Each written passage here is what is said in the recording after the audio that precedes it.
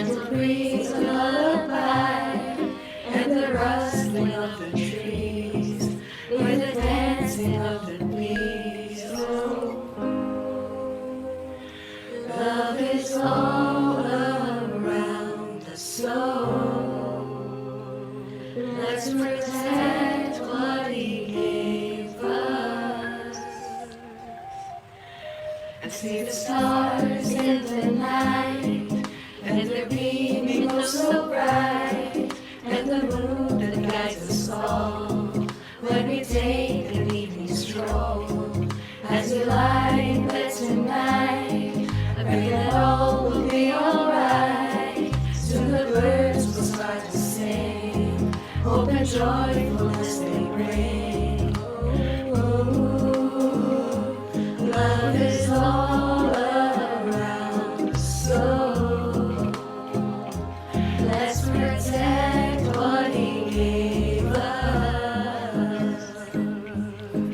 Da da da da da.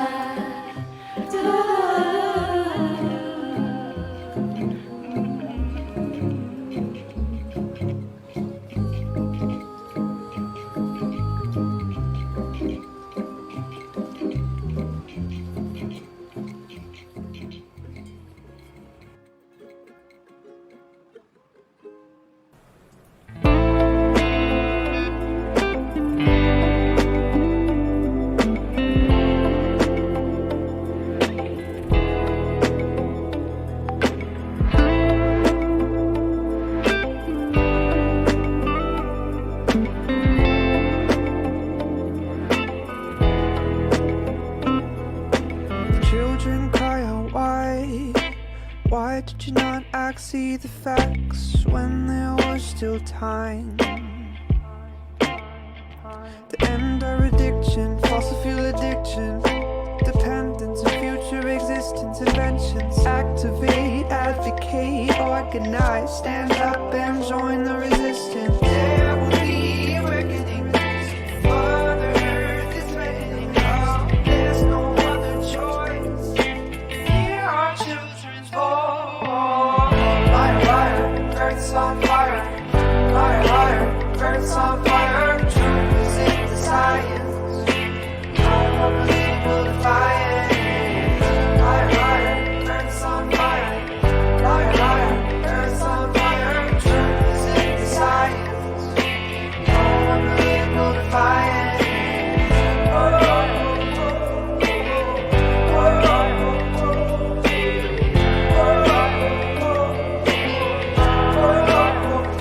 Sound the alarm, cause no harm.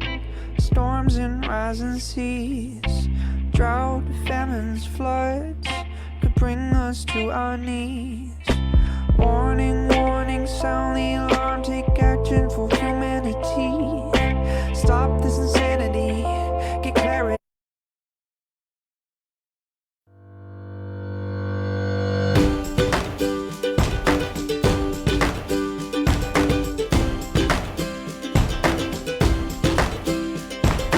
People ask me what my secret is, I just smile and say, follow me.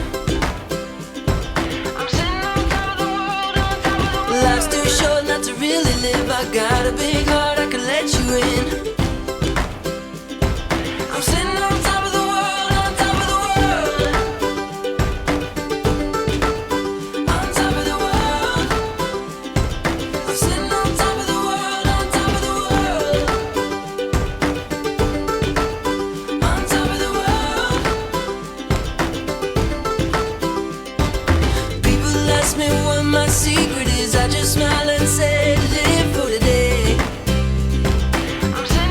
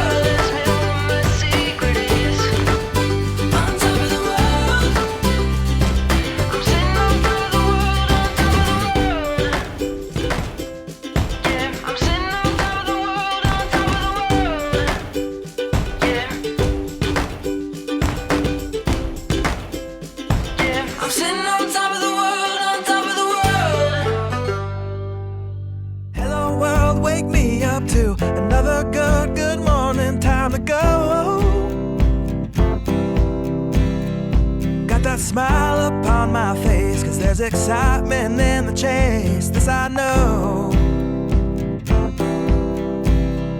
Yeah, I'm going for the ride and find myself, I am alive and I soar. Still I run towards the wind and let the challenge draw me in, 'cause I want more. Oh, we are all looking for adventure. We are all looking for adventure. We are all looking for adventure. We are all looking for adventure. We are all looking for adventure. We are all looking for adventure. We are all looking for adventure. We are all looking for adventure.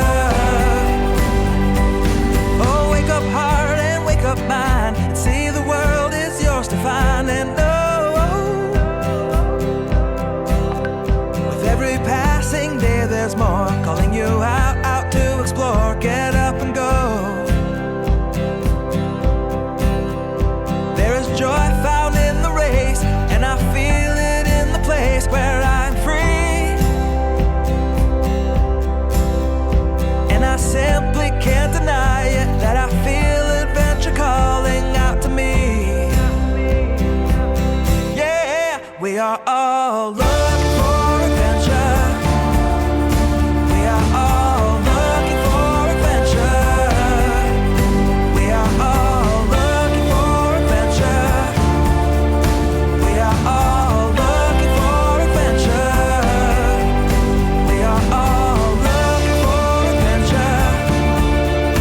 We are all looking for adventure. We are all looking for adventure. We are all looking for adventure.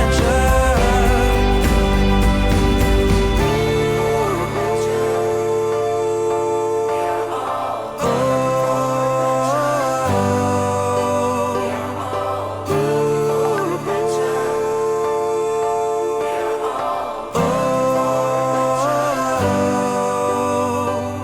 And I'm living free, living free, living free, and I was meant to be. Living free, living free, living free, and I was meant to be. I'm living free, living free, living free, and I was meant to be free.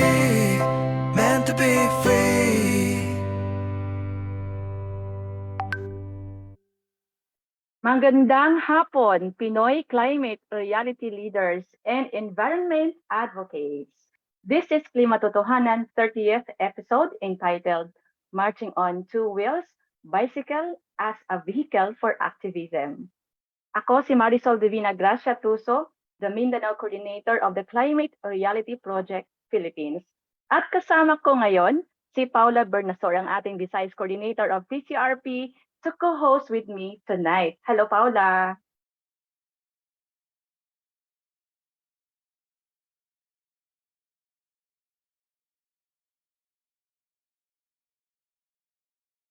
Yes, Pau?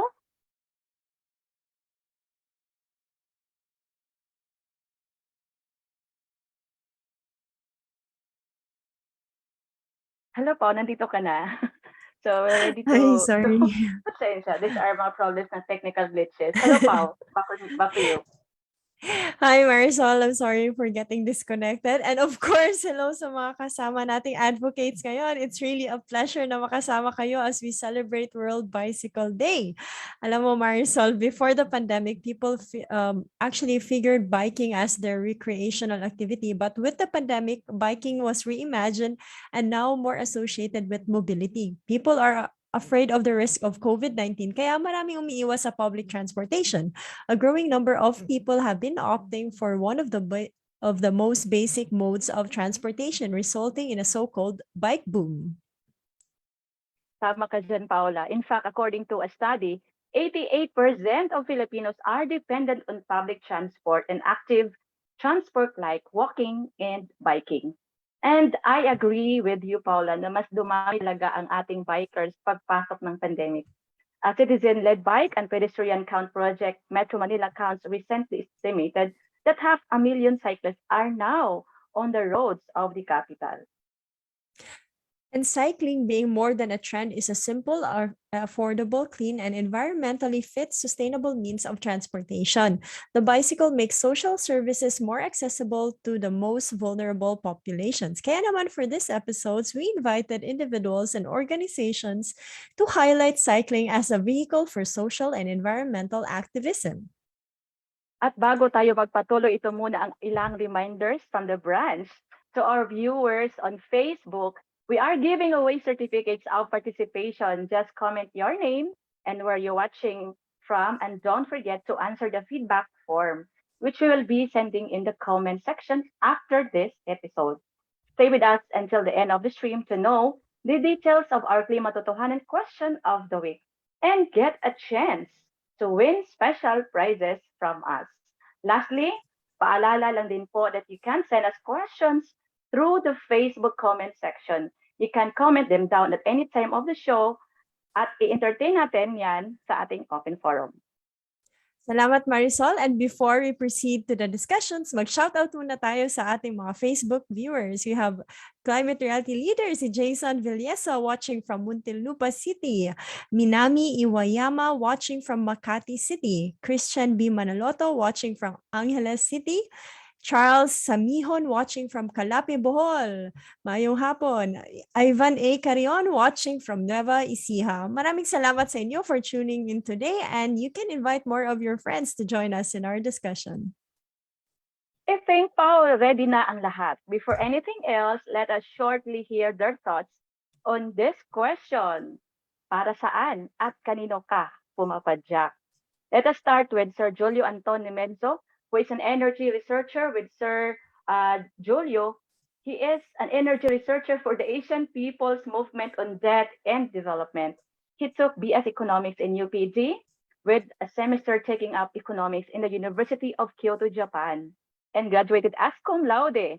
He is currently as a young or youth climate ambassador at the Center for United Nations Constitutional Research.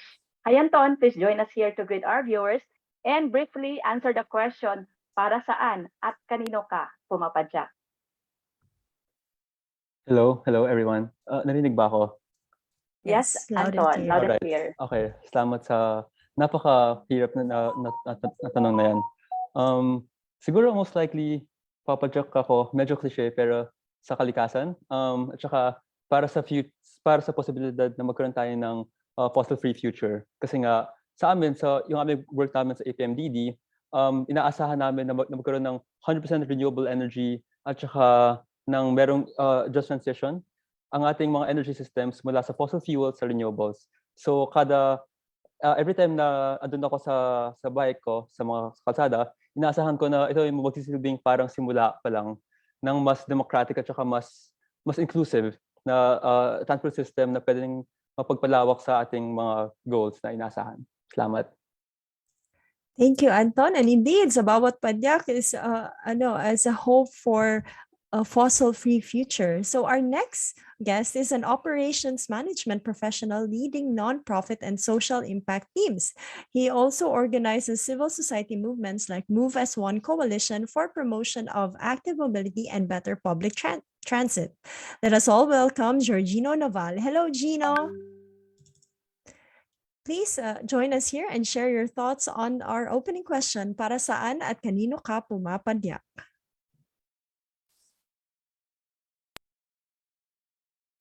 I think naka-mute. Ayan. Hi everyone.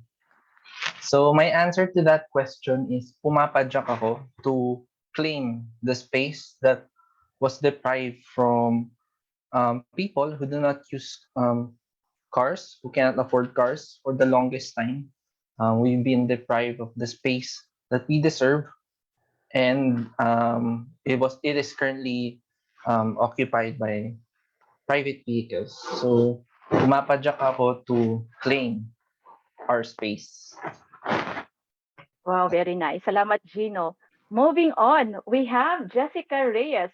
She is the co-founder of Women Bikers for Safe Spaces. She is also a co-founder of She Decides Philippines, core member of the Globe Society of the Philippines, youth mobility leader at Move as One, and member of the Filipino Free Thinkers. Hi, Jessica. Please greet our viewers and briefly answer the question, para saan at kanino ka pumapadyak? Alright. Good afternoon and good evening, everyone. I'm very glad na nakasama po ako dito sa webcast na ito. And para masagot yung tanong, para kanino ako pumapadyak? Maraming bagay, maraming dahilan kung bakit patuloy tayong pumapadyak. Isa na doon ay para maisulong pa yung kaligtasan at ng mga kababaihan at mga kabataan na nakakaranas ng mga iba't ibang klaseng violence from their houses, from their schools, sa mga kalsada natin, sa public spaces natin, and then also dun sa ating mga workspaces. Halos lahat ng environments na meron tayo ngayon, o possible na maka-experience tayo ng violence. So ito yung dahilan kung bakit patuloy kami pumapadyak at patuloy ba kami nag-encourage or naghihikayat na sa mga babae na kaya natin pumadyak at hindi tayo dapat matakot sa mga kaya naman nating gawin. And thank you. Thank you, Jessica. And indeed, kaya ng bawat babae na pumadyak. And lastly, we invited Ariela Celine Tabinga, the Urban Transitions Analyst of ICEC and National Coordinator of Mobility Awards.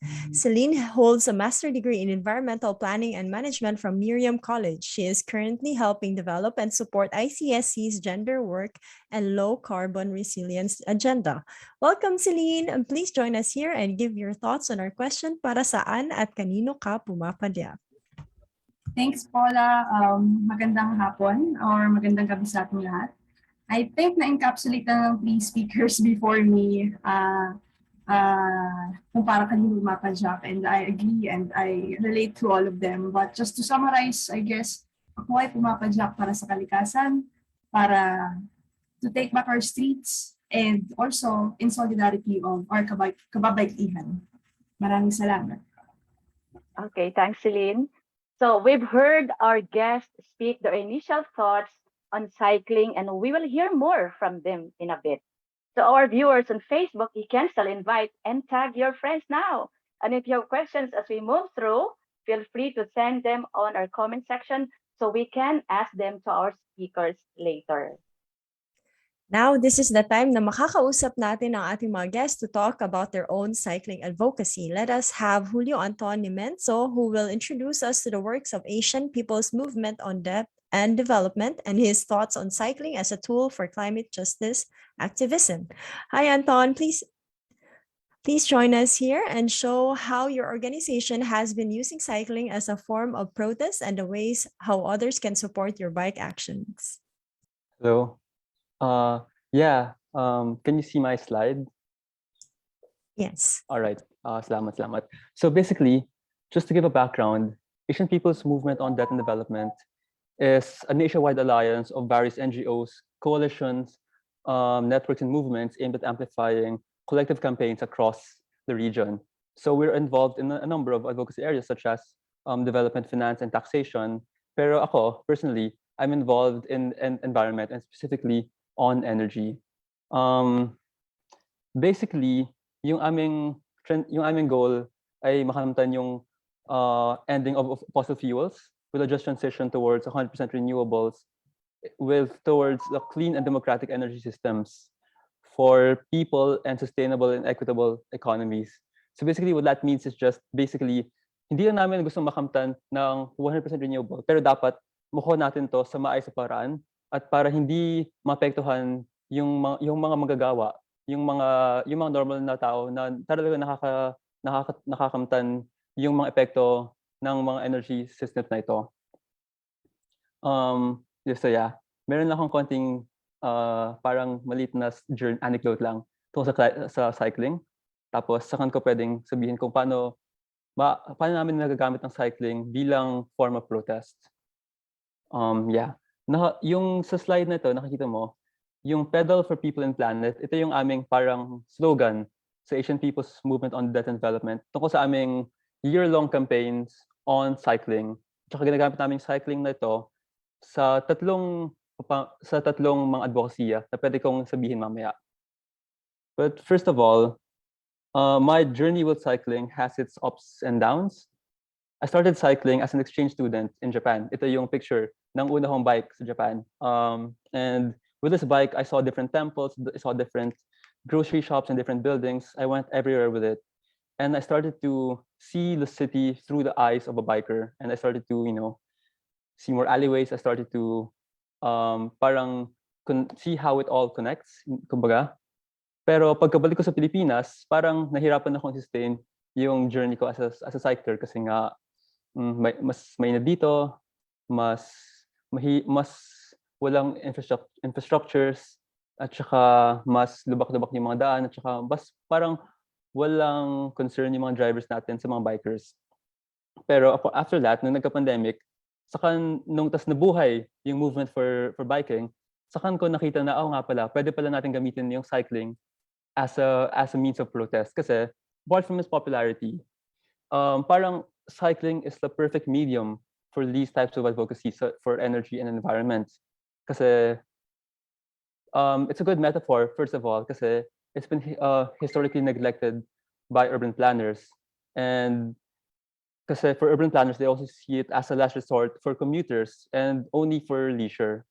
And next, cycling democratizes the spaces in the road. So parang mas accessible siya sa lahat, mas marami nakakasali, at mas maraming opportunity ng lahat para makuha ang kanilang spaces sa roads. And at saka lastly, parang magandang metaphor rin, kumbaga, yung pagsisymbol, the action of pedaling is parang a call to action for greater things. Kasi when you pedal, it's also a symbol to mobilize and to galvanize actions for protest. And this is what we always try to do, and this is what we always aim for in our styles or how we frame our protest. Meron pa akong mga ilang slides para kung ano ba talaga ang aming mga specific actions, pero baka mamaya lang sa mga ibang tanong. Okay, thank you, Anton. Meron akong natutunan dito, Pao, no? Action of pedaling calls for action. Why not? Doon talaga ako na-touch sa mga pangbungad na mga questions kanina, no? So we just don't pedal, but there's also meaning of pedaling. And I like what Anton said. It's a call for advocacy. Thank you, Anton, once again. The impact is really different if it's a collaborative work. Local man o global yan, we are experiencing the same impacts of climate change. Kaya it's nice for APMDD to have alliances on climate justice, energy system, all the more. To use cycling for these advocacies. Again, salamat, Anton. We will talk with you again later. Our next is Giorgino Naval, who will discuss Move as One Coalition, along with its vision of the national transport our country should embrace or have. Welcome, Gino. Excited kaming marinig from you kung ano ang role ng citizens in promoting sustainable and inclusive transport, as well as kung paano na-incorporate in your advocacies ang rider education and road etiquettes. Please take it away, Gino.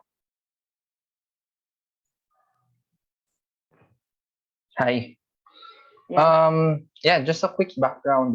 So Move as One was established during the height of the pandemic. So it was born out of the concerns of a lot of people in the community when we saw our healthcare workers like walking for more than 10 kilometers to and from work, And then from there, it just grew from there. And then we work a lot with the government and private sector to push for policies, demand better budgets for active mobility and road-based transportation. So that's kind of the gist of Move as One. We engage with a lot of we tap on the experiences of our members. So some of them have worked in the government before, very familiar with the budgeting process. So that's kind of our how we engage, and we also work with the interagency technical working group for active transportation. So just a quick presentation. I think the topic was kind of like bicycles as a form of protest, no? So here we saw during the start of the pandemic that people use bikes to demand for free mass testing. So next slide, you'll see them demand other things. So the stop of killings of our farmers and activists. And then next slide, please.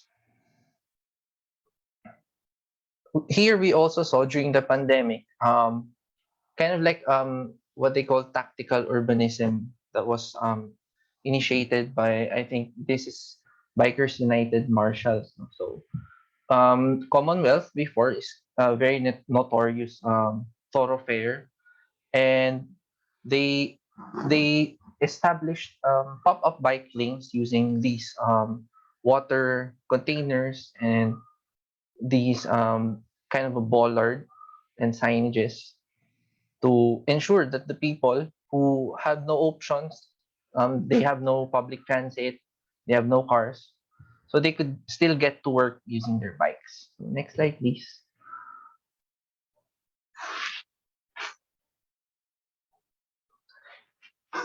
This so from there, it kind of grown, and then the government. Well, the government first was quite hostile about it. They're saying that it's not your job, and then eventually um, they bought in with the idea, and then this was a pop-up bike lanes. I think it was 4 days straight or a week, where volunteers together with MMDA, WH deployed these barriers along EDSA to try and pilot the bike lanes, and people also counted. No? So next slide, please. But beyond these um, transport, we also saw people use bikes to give aid and help people during the pandemic. This was an effort by Mobile in Manila. So they kind of did a community pantry drop off um, to people who need food. So next slide, please. So beyond that, my main takeaway from this presentation is bike itself, like the act of using the bike itself, is a form of protest, no? So it's a protest against the status quo. So riding your bike just to buy your pandesal, replacing your trip to the mall using your bike, it's already an act of protest because you are helping people to claim the space. Kasi if we don't start today, um, the the people that are against the active mobility movement would just say that no one bikes. Why establish bike lanes, right? So next slide, please. Bike itself is a form of protest to this current status quo, no? Where people could not even be supplied with enough public transit. People where commuters are treated like, I don't know, third class citizens in our country just for the sake of satisfying the whims of the people who ride their motor vehicles. So next slide, please. And it's a protest against this kind of status quo that sacrifices our river systems, our waterways, to establish these freeways along our rivers, and not only add more pollution, but also noise pollution, runoff from the highway that will continue to pollute our rivers. Next slide, please. So it's a protest against this kind of status quo where it's kind of like the end goal is to cover our skies with these freeways, and just like the budget for car infrastructure just goes through around 99% goes to cars. So if you ride your bike, it's already an act of protest. And the takeaway here that I want the viewers to get is to just ride your bike. Start today. People are working in civil society, and allies in the government are working to push for the expansion of the protected bike lanes along Metro Manila. So it's kind of hard work, but it's progressing. Diba? And yeah, so that's it. That's my quick presentation. Thank you. Thank you for sharing, Gino, and I can really see how much how it is different really on how you use cycling. I think a lot of Filipinos would not even think that you can ask for some policies just riding your bike, and indeed you've shown it. And I love that it started from just the necessity during the pandemic and how it grew to asking for more and really democratizing the roads. And yeah, I was also surprised to find out even that with the statistics that despite having 60% or more of the Filipinos not even owning bikes, they're only getting 10% of the roads, and it's really something that we should be changing. I like the flagship that hashtag we move as one. It's not just about transport, but kung paano rin natin may sasama yung most vulnerable population natin in our plans for a safer and more humane public transportation system in the country. And it is high time that we consider talaga inclusivity in our every move towards development and sustainability. And like what you said, simulan lang sa pagpadyak, di ba? Reclaiming your right. At bago natin i-move for announcement, we would like to just call back again Anton to talk, since Gino showed on his protest. If you can also show what APMDD has done to advocate for climate justice, I think we would want to see as well. Hello. All right. Yes, Anton. Yeah, salamat. Actually, yeah, ang daming magagandang sabi ni Sir Gino kanina. Biking really is like the perfect tool for protest with a lens towards environment and transportation. I think there are other intersectional issues that can be addressed, but I think like gender and PWD rights. Pero I think the other speakers can speak more about that. Yeah. Magandang avenue rin actually yung biking kasi bukod sa very nature ng bike, it also promotes health and sustainable transportation. It also opens your eyes to the environment. So you're not just in a car, you're actually inside the bike and you're so exposed to the environment. And yeah, so you can see all that's around you. Ito yung example ng aming bike action na ginawa nung last year sa Commonwealth lang, sa Quezon City, if you're familiar. About climate action.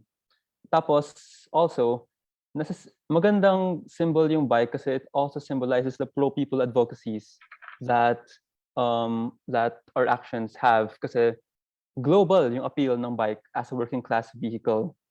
To join on that, ito yung last 2 months ago nagpagawa yung APMDD ng isang Asia-wide bike ride.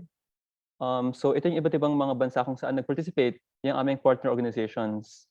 So nakikita talaga natin dito yung globalness ng appeal ng bike. Hindi lang tayo yung may bike surge, kundi sa iba't ibang lugar rin. At saka pwede natin gamitin yung energy ng ating lahat to amplify each other's calls and each other's voices. So yeah, I'll just show you guys a quick rundown of all of the other actions that we had in different countries. This is in Malaysia, Bangladesh, sa Nepal, sa Kathmandu, sa Japan. Makita rin dito ang intersectionality ng bike. Sa Japan, nag-protest sila against a coal power plant, and they're using the bike as a form of as a symbol for the radical hope of a renewable energy future. So you can see here, no, the different nuances na pwede nating ipasok kapag gagamit natin yung bike as a form of protest. Sa Thailand, meron rin sa Lahore, Pakistan. Sa India, marami kaming mga partners dito, so nakapag-mobilize sila sa iba't ibang bahagi ng bansa. Makikita rin talaga natin dito yung napaka-pro people ng advocacy ng bike. Marami sa atin nagbo-bike for various reasons, such as environment, high gas prices, high car prices. Pero these are also reasons for politics. So in a way, even if you don't bike for political reasons, you bike na nga rin for that inadvertently. So parang sabi ni Sir Gino, so we can view bikes as a form of protest to resist things that we don't want and to advocate for things that we want. Ito yung nangyari sa Pilipinas. Ito yung leg namin sa Pilipinas. So yung nangyari, biking becomes a metaphor and concrete thing that we use for our advocacies. So yeah, ito. Tapos, pwede ko na palang i-plug since yung mga nakita mo, ito yung sa April 24 na bike action. Tapos magkakaroon kami ng next bike action sa June 5 sakto on World Environment Day. So if you guys can register here sa poster and pwede ko rin i-share mamaya sa group chat, that would be great. So para natin pwedeng sabay-sabay na i-amplify yung calls for Pedal for People and Planet for Climate Justice. Yun lang muna. Maraming salamat. All right. Maraming salamat, Anton. And thank you for sharing all those bike actions from the different parts of the world. That was really so inspiring. That simply biking can just be a start of advocacy na pwede kang, it's really a call for action kahit nagbabike ka lang dyan. Okay, so just to add up with what Anton have said very lately, they will have the Asian People's Movement and Death and Development will be holding the second leg of bike action for Pedal for People and Planet action on June 5. So yung sinishare niya sa poster just a while ago, that is in celebration of the World Environment Day. All cyclists are urged to arrive before 6 a.m. at the University Avenue, UP Diliman for registration, orientation, and distribution of materials. Upon arrival at Marikina River Parks, we will hear speeches on climate change and climate actions, as well as performances by Noel Cabangon in Tropical Depression. Join the call on governments and corporations to act on the climate emergency and move towards a fossil fuel-free future by 2050. We are holding these actions across the Philippines and Asia. Register here at bit.ly/pedal for people and planet, and let's hashtag pedal for people and planet and hashtag act now for climate justice to be hashtag fossil fuel free before 2050. You can check their Facebook pages for more details. At para sa ating mga viewers mula sa gitnang Luzon, narito ang ilang paalala mula sa CLTV 36. Take full advantage of the power of TV and digital media when you advertise with CLTV. Through CLTV, you can now have your very own TV commercial for your business at a reasonable cost. And not only is your business authenticated by a reliable and trusted TV station, you can also reach our captive audience through CLTV's various digital media platforms at the same time. Contact us to avail of these exciting advertising opportunities.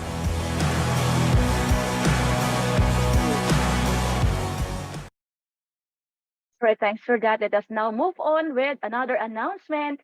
The Climate Reality Project Philippines have launched Project Niche 2.0, providing budding young climate advocates opportunities to solve local climate or environmental problems in their community. Participants presented sound climate change action campaigns during the advocacy pitch last May 28, 2022. And we are happy to announce the winners of Project Niche, who will receive seed money for their proposed project and who will undergo Project Niche Incubator Program to equip them with necessary implementation skills. Ang ating unang winner ay ang Pamayaman, congratulations kina Francisca Agolto, Gerian Burgos, and Maria Erica Cassandra Solina. Ang galing. Yes. All right. Let's move on to the next second winner. Ang second winner natin ay Project Agua Cultura. Yan. Congratulations kina Martin Oliver Cabalona, Irish Margaret Tilos, at Maureen Dijamco. All right. And then, move tayo for the third winner. It's Project R&R na kinabibilangan ni na Alma Fe Garo, Janelle Hong, at Daniel Marie Kentos.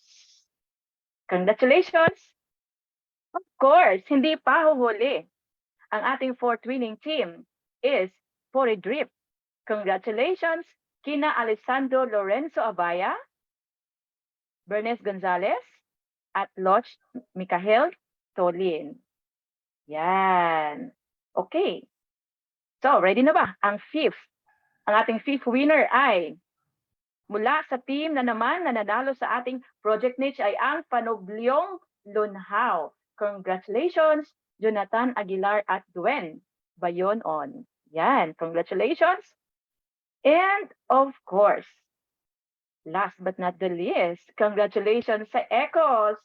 Pagbati kay Rafael Narcis, Marcos Vincent Abasola, at Mofian Bia Binolan. Congratulations. Sila ang bumubuo sa Ecos. Muli, congratulations sa 6 na winners ng Project Niche. We hope that you will continue to claim your space in this climate space. Again, congratulations.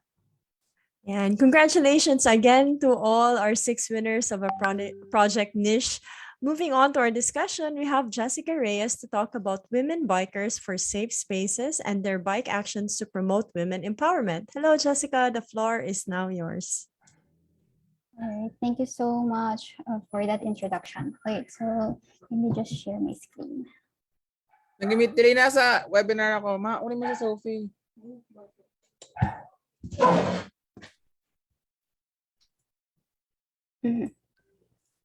All right, can you see my screen now?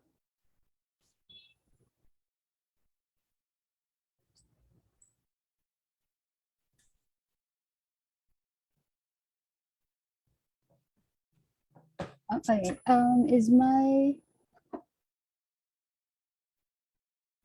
screen visible to everyone? Okay, all right, sige. It is okay. All right, thank you. So to start, magbigay muna ako ng personal background. So currently, I'm a project manager in a business consultancy firm. And yung background ko with activism, I started being an activist during on 2012 during the height of the RH and also the issues on the SOGI equity bill. So we pushed for the RH bill, which is now an RH law.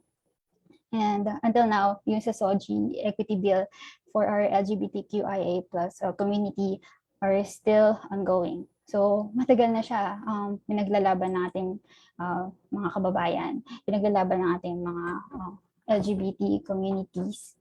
And yan, until now, madami pa rin siyang tinatahak na mga issues. But ayun, so with that said, kahit na matagal na siyang nagiging issue sa ating lipunan, hindi pa rin siya kaagad matanggap ng ating society, especially sa Filipino. So mahalaga talaga doon sa ating mga form of protest na ma-reach natin yung ating mga communities, na maipaintindi natin sa kanila yung mga dahilan at ano yung importance kung bakit kailangan nating akapin ang bawat communities na meron tayo. Okay. And then, as way of background, meron din, nag-study din ako ng urban and regional planning in UP. Okay, so about women bikers for safe spaces, nabuo yung aming organization, yung aming group dahil sa mga tumaas na mga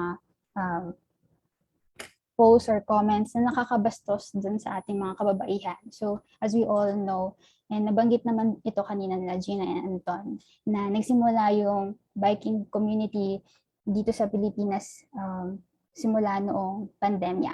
So lahat ng tao, mga manggagawang Pilipino, ay napilitang gumamit ng pagbibisikleta para lang makapunta sa kanilang mga trabaho kasi mataas yung kakulangan ng public transport natin dito, especially sa Metro Manila at sa iba't ibang bahagi na rin ng ating bansa. So nakita namin sa mga online spaces na maraming mga bastos, mga manyak na mga comments na naka-target sa ating mga kababaihan na gusto lamang pumadyak, na gusto lamang pumunta sa kanilang paroroonan. And hindi namin ito matanggap. So nabuo yung organization namin and gumawa kami ng statement. Actually, nagsimula kami noong March 12 to 15. And then, una namin post sa aming Facebook group ay yung aming statement na rin. Ayan. Na nakipag-collaborate kami with different organizations para lang labanan itong mga sexist behaviors natin, lalo na sa online environments natin. Okay, so currently, ito kami ngayon, pero madami kami members din and na talagang nagpo-push for a better and also for safe spaces sa ating komunidad, sa ating bansa. Ayan, so kami ni Bea Dolores, Dimple Paz, and ako. Ayan, so more on our advocacy, ito yung nakikita namin, pinaka-core function namin. So para makapag-raise ng awareness and also ng understanding doon sa mga gender-related challenges, hindi na siya dahil sa mga kababaihan na pabastos online or sa kalsada. Mas marami pa kasi tayong root causes sa ating GBV. Hindi lang to yung physical touch or emotional touch, no, na pambabastos. Meron ding tinatawag na gender pay differences na kailangan din nating i-eradicate. Yan. Madaming bagay na nakakaapekto sa ating mga kababaihan at sa ating mga kabataan na rin. Ayan. Yung kasi yung salitang misogyny, no, lalo natin siyang nakita, lalong tumaas yung number of people na talagang mahilig na mambastos o magbigay ng mga jokes na hindi naman karapat-dapat mabanggit. Especially parang napro-promote siya sa ating previous administration, no? And until now, ramdam mo pa rin na madaming nambabastos sa mga kababaihan dahil doon. So from the very top, kapag promote or pinakita mo yung ganong behavior, mapupunta din siya sa pinakababa, which is very sad kasi ina-adapt ng mga tao and akala nila tama yung okay lang yung mga ganong jokes, which is very bad. Ayan. And also, yun, kailangan din nating i-push yung mas magandang implementation for our Safe Spaces Act. Meron na tayong batas, pero hindi pa siya gaano and hindi siya ganun kaganda sa pag-implement.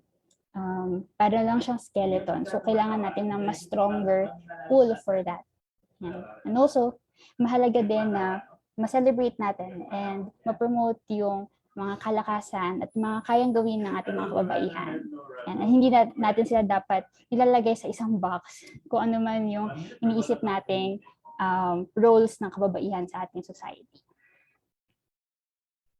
Ayan. Okay. Ayan. So ito yung mga examples ng mga comments na nakita namin and also yung mga maraming groups na gumagamit ng social media. Siyempre, sa bansa natin, parang napakadali lang maggawa ng account, ng social media account or gumawa ng organization or pages sa Facebook. And marami dito gumagamit ng mga pictures ng kababaihan at binabastos sila ng, alam mo yun, nagbibigay sila na, nagpo-post sila ng mga content, ng mga pictures without the person's consent. Ayan. So kasama din ito sa clause ng RA 11313 under Rule 4 Section 13 na nagsasabi na pag nag-post ka ng content na walang consent, pwede ka makasuhan. Yan. Okay. So ito yung gusto nating mawala, no, yung pambabastos talaga kasi napakalalim na ng misogyny sa ating bansa at hindi lang siya basta-bastang maaalis.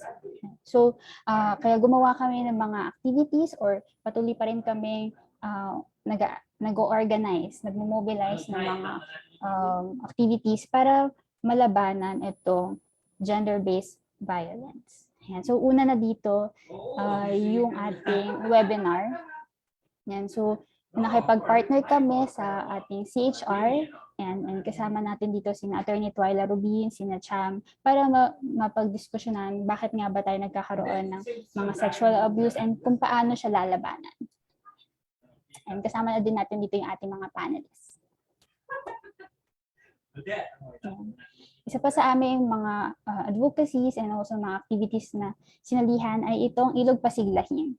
So sa mga nabanggit kanina na Anton and na Gino, importante din na pangalagaan talaga natin yung ating lipunan, yung ating environment kasi nakaangkla to sa bawat communities natin, nakaangkla to sa ating health, nakaangkla to sa ating physical and mental and emotional stability, no? Hindi lang siya dapat nagbabase sa kung ano man yung maging desisyon ng gobyerno o ng mga private sectors, yun na yung dapat sundin ng tao. Hindi dapat ganon. So dapat lahat ng mga decisions na ginagawa in a larger scale, dapat maging aware yung tao doon kasi malaking impact siya sa ating lahat. And hopefully, hindi talaga ma-push yung parex. And also, sumunod dito yung share the road with her. So yung activity na ito ay nagsimula noong November 25 hanggang December 12. So November 25, ito yung International Day for the Elimination of Violence Against Women. And then yung December 10 naman, ito yung International Human Rights Day. And then yung December 12, ito yung International Day Against Human Trafficking. Yan. So mahaba-haba ito, campaign na ito. And during the campaign, nakipag-collaborate kami with She Decides, with the Embassy of Netherlands, Belgium, and other organizations, no? And nagsimula kami sa Intramuros and yung pinaka-last day namin, ginawa namin ito sa CHR. Yan. So for this year, 5th year na ng Share the Road with her. Yan. And we're glad na ina-adapt na din siya sa ibang bansa. And also, nasundan din ito ng Ray Dance Unite. Yan. So ito ay kasama namin dito yung Gabriela. Ayan. Hindi lang kami nag-bike, sumayaw din kami yan, para labanan yung violence against children and also women. Isa to, marami kami mga awareness activities kasi hindi lang talaga dapat nahihinto sa isang activity yung advocacy. So patuloy lang lagi na dapat nag-share tayo ng ating mga dahilan, ng ating causes para mas madami yung tao pa yung maging aware sa mga nararanasan ng iba't ibang tao na nakakaranas ng violence and para maiwasan na din nila na maranasan ito. Ayan. Ayan. So ito yung pinaka-petition namin na ginawa noong March 2021 pa. Ayan. So if you'd like to support our advocacy, please visit our page and also sign our petition. You can use the QR code here and or go to the website change.org/safespacesforall. And we are pushing this na maipasa namin din siya sa LGUs, especially implementation na din ng Mandanas Law. And we hope that LGUs will help and will also push for better spaces, public spaces for women, na isama ito sa mga magiging plano nila, isama yung pagpapangalaga sa ating mga kababaihan at sa ating mga kabataan. Yan. Thank you, everyone. Thank you so much, Jess, for sharing those. And I empathize with your organization for the call to amplify yung call on ending the violence against women and children, to end the gender-based violence. I also like the program yung share the road with her, no? Why not? Kasi actually, I have mga kilala ding mga bikers na mga babae who also bike for themselves and bike for a cause also. So shout out sa Caraga Bikers Club and Unicast. Meron tayong mga babae na nagbabike in 2-3 hours, no? For cities, from cities to cities. So it's our call for everyone. Men and women are proactive partners of development, no? So we have to share the road. We have to acknowledge the equity and equality of the roads for men and women. All right, so I am with you in your advocacy. So it's refreshing thought to use cycling as a vehicle for women empowerment. Pwede pala, no? Here we can see the intersectional issues of gender equality and climate change in the Philippines. As we encourage more Filipinos into bike actions, dapat muna nating trabahuin na mabigyan ang bawat isa, lalo na ang ating mga kababaihan ng safe spaces. Salamat, Jessica, once again for sharing your efforts with us. And now we have our last speaker for tonight. Of course, our very own Celine Tabinga from the ICEC to highlight the importance of data on sustainable urban mobility. She will also share the goals, processes, and methodologies of Friday Bike Count with Mobility Awards. Let us all welcome again, Celine. Celine, the floor is yours. Hi, Ms. Marisol. Thank you so much again for the Climate Reality Project for inviting me here. So, nakashare na po ba ang aking slides? Ayan. Thank you so much. Yeah. Yep. So, I'll be talking a bit about why bicycle data matters, but more importantly, I wanted to highlight why bicycles are becoming a symbol of democracy. And gaya nga na sinabi ni Gino, bicycles are emerging as to be a tool for protest and a tool to advocate for equity. So before I proceed, siguro let me just introduce a brief overview of who ICSC is. So the Institute for Climate and Sustainable Cities is an international non-government group advancing for fair climate policy and low carbon climate resilient development. So we are a think tank group based in the Philippines, and one of the advocacies and one of the work that we support is mainly on the early adaptation and integration of climate change risks and opportunities into long-term urban development planning. So we work a lot with LGUs and national and local governments, as well as civil society organizations and urban development planning, urban development planners to address and to advance resilient, inclusive, and low carbon strategies to address yung mga development challenges in the cities. So with that being said, isa sa mga key thematic areas that ICSC is working on is on mobility. So next slide, please. Next slide, please. Yeah. So why active mobility or active transport, which is basically walking and cycling? So I think it's quite apparent naman how cycling and walking can be a tool to abate GHG emissions. It's very important to look into the transport sector because it's not only the largest, but also the fastest growing contributor of GHG emissions globally.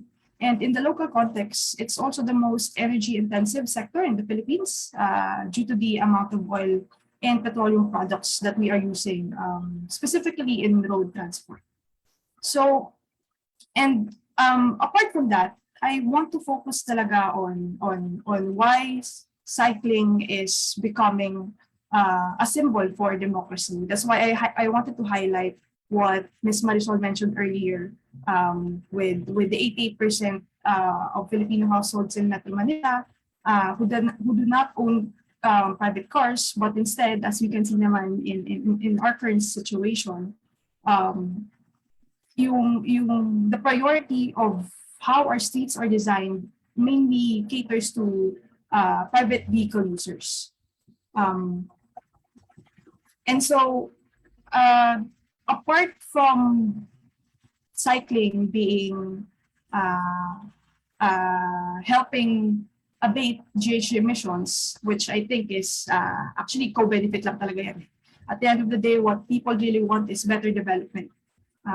And this is why it's very important to highlight cycling and better pedestrianization so that we can elevate the lives and we can prioritize yung concerns of those who are underserved by the current transport system that we have.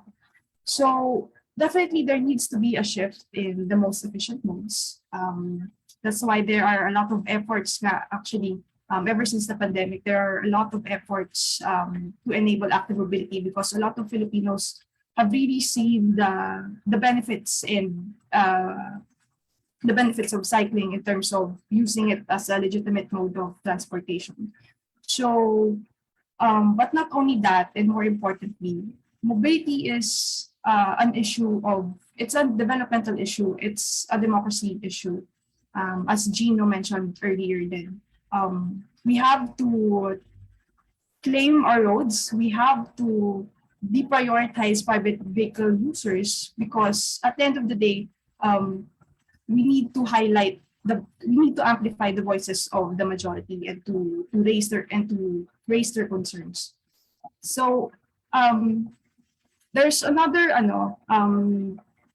so this is not only happening in Metro Manila, but everywhere else in the Philippines. In fact, 87% of Filipinos want public transport, better public transport, better cycling infrastructures and sidewalks to be prioritized over private vehicles. And there's another report saying that bike imports doubled to 2.1 million during the pandemic, as Neda mentioned.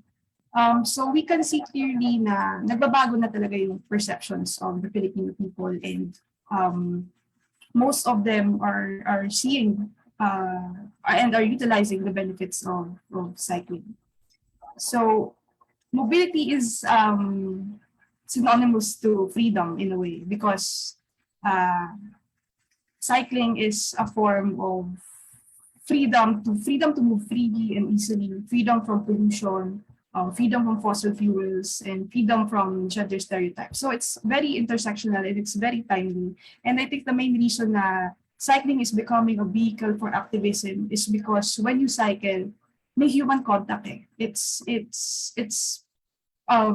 a way it's strengthening, it's promoting solidarity because you get to interact with people up front. And that's very different kapag nasa box ka pag nasa kotse ka. So I think apart from addressing because cycling also addresses a myriad of can be a solution to a myriad of local sustainable development goals. So next slide, please. So in the premise of elevating the needs of the 88%, ICSC together with the Climate Reality Project Philippines, Manila Moves, 350.org Pilipinas, and Pinay by Commuter Community, we organized the Mobility Awards project, which aims to show yung leadership, leadership of local government units, of private businesses, that puts accessibility and movements of the majority of the people at the forefront and at the center. So Mobility Awards is, in a way, it's a way for us to amplify the voices of the Filipinos, of the 88%, of the 87% as well. We wanted to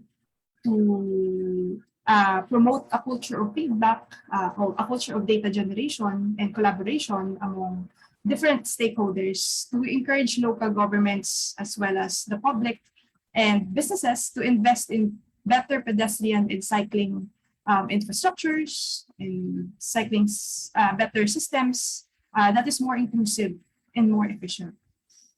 So to build the cities we need post the pandemic, post the oil crisis, and post the climate crisis, we really need to reimagine our transport system in a way that supports the majority, the people, and also in a way that promotes green recovery, and in a way that decarbonizes the sector further.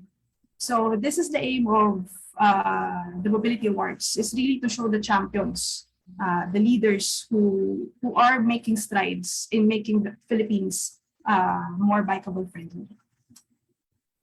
Next slide, please.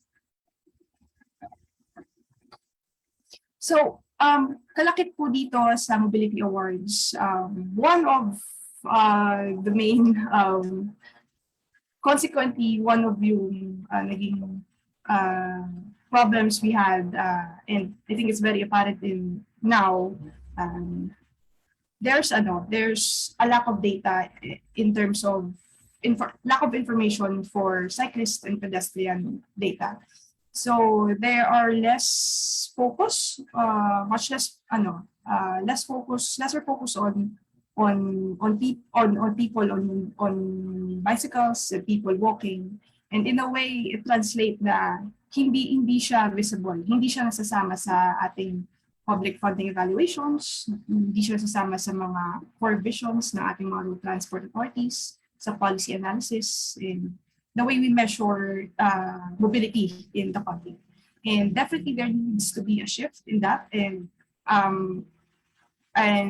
thankfully may mga LGUs din tayo na gumagawa ng bicycle counts, but we wanted to further highlight propel the mobility revolution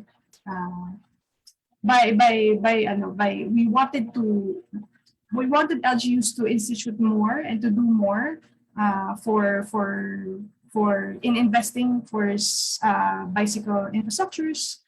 That's why we organize itong Metro Manila Counts. So basically this is a civil society-led program wherein we partnered with 4 LGUs, Marikina, Pasig, San Juan, and Quezon City.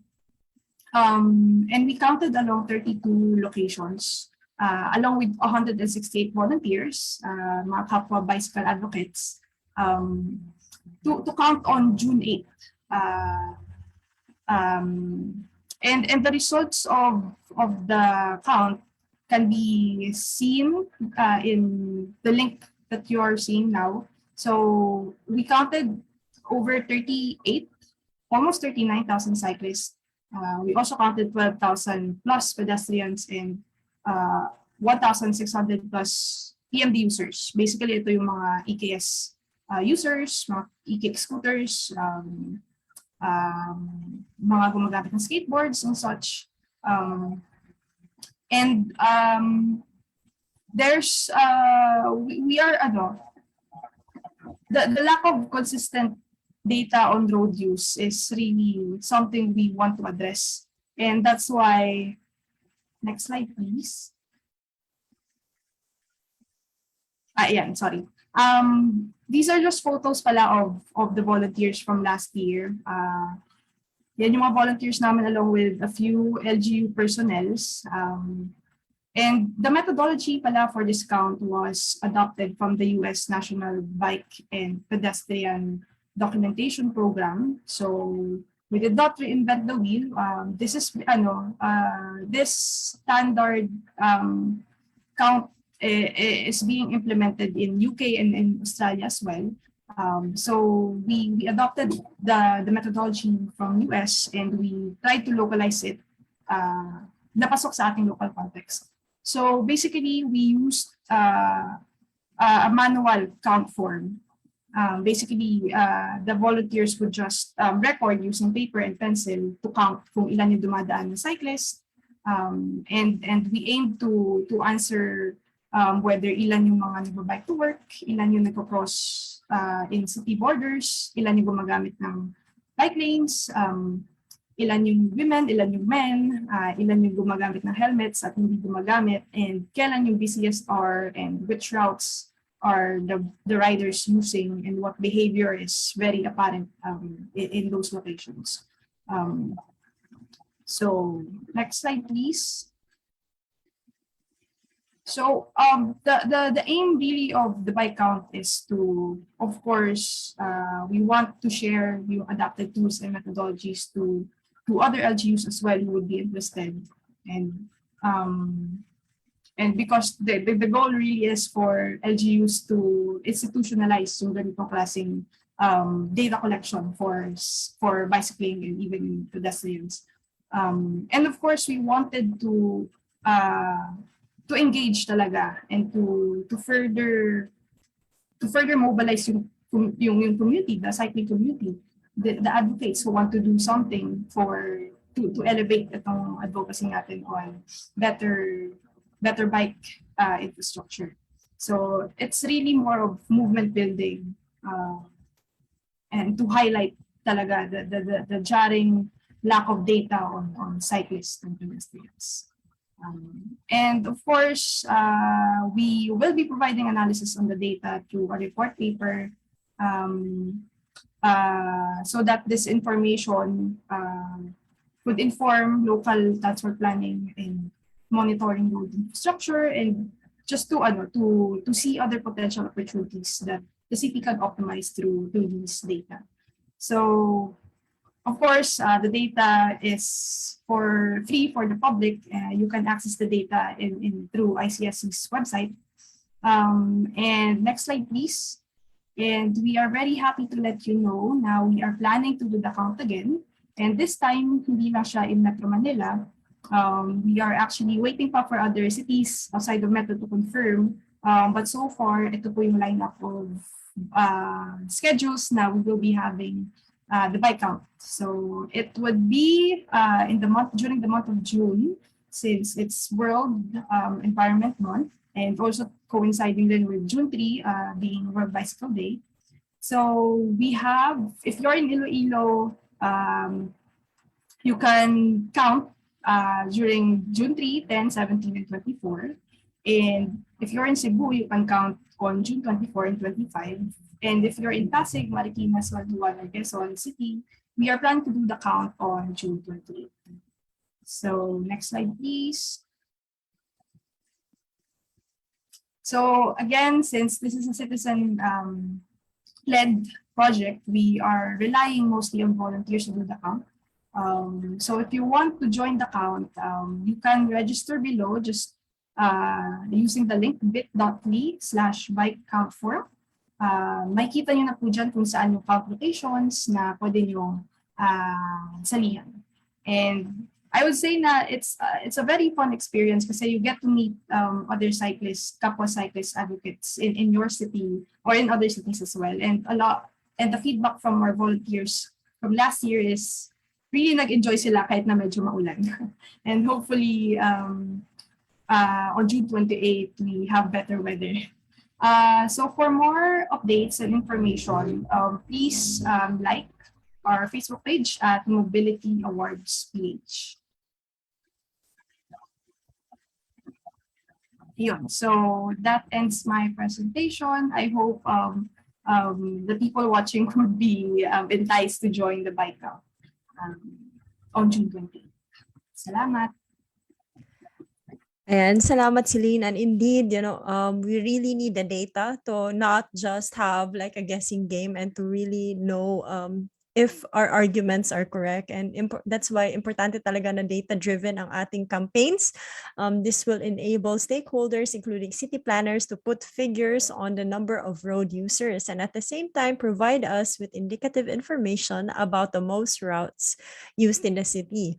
Muli, salamat sa ating mga speakers for sharing with us their bike actions as vehicles to advocate for climate actions and even for issues beyond sustainable and inclusive mobility. To our viewers, please stay with us dahil we will have our chance to ask questions to our speakers.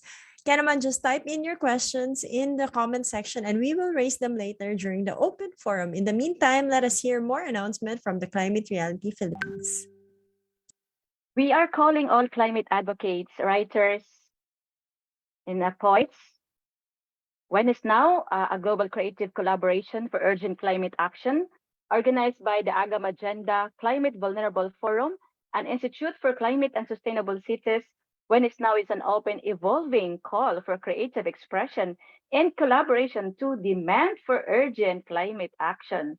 All you need is a seed of an idea, a string of words, and your willingness to share your experiences as well as acknowledge and respond to others' experiences of the climate crisis. To learn more about this initiative and how you can submit poems and seeds of creative climate action in many different forms, visit whenisnow.org. Altogether, Agam Agenda will be interweaving lines of poetry into a web that stretches across the planet, asking when and demanding now. We would also like to invite everyone to order your copy of Harvest Moon, Poems and Stories from the Edge of the Climate Crisis. Harvest Moon is an anthology of loves and lives of stories that thrive at the borders and edge of the climate crisis. The book features over 50 award-winning and emerging writers, photographers, and artists across Africa, Asia, the Pacific, and Latin America. In keeping with the vision of beautiful yet accessible book for diverse readers, the Agam Agenda and Institute for Climate and Sustainable Cities are offering their limited Philippine edition at a significantly marked down price. So you should order now at the link flashed on your screen, https://agamagenda.com/harvest.moon. Yan. Yes, Pao. At this point, we would also like to announce those with the winning answers from our last Klimatotohanan question of our last episode. Congratulations to Yeda Marie Maligon, Tatia Abinuha, and Ailey. Congratulations sa inyong tatlo. Climate Reality Philippines will coordinate with you for your prizes. For this week, our Klimatotohanan question is, why is it important to support active and sustainable transport? Uulitin ko, why is it important to support active and sustainable transport? Comment your answers and we will randomly choose 3 winners to receive special prizes. We will announce the lucky winners in our next episode. Yeah, and we are looking forward to reading your answers. And before we proceed with our open forum, shout out ulit muna sa ating mga viewers na nanonood from our Facebook.